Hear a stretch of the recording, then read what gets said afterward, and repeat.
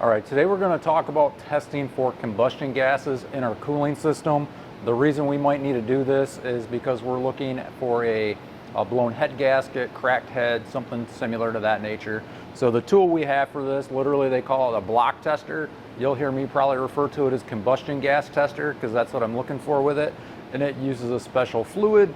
Early designs of this, actually the original patent, didn't use special fluid at all. It just used water, and we were looking at the bubbles that were going to be there. To get this set up on this vehicle, we're going to pull our radiator surge cap. We could go right to the radiator if we had a cap at the radiator, and we want to make sure that we get a firm seal. Now what you'll notice on this tool is the piece at the top, this bulb will actually pull a suction. So it's got a one-way valve built into it, so we may have to plug that off in order to get it to work, depending on how good the seal is.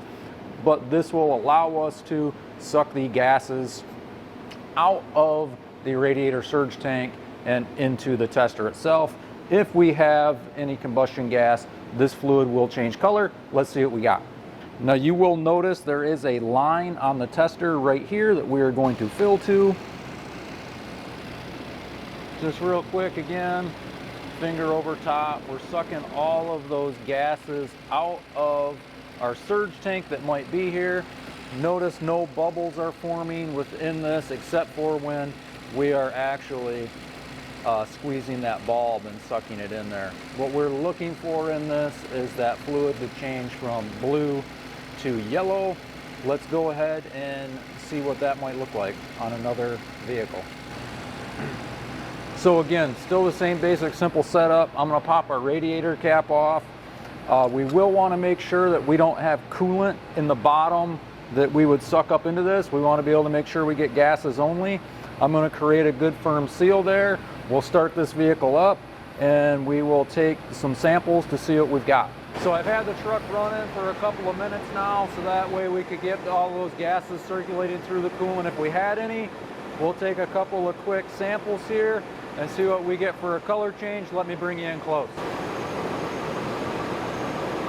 So far both of these vehicles have passed.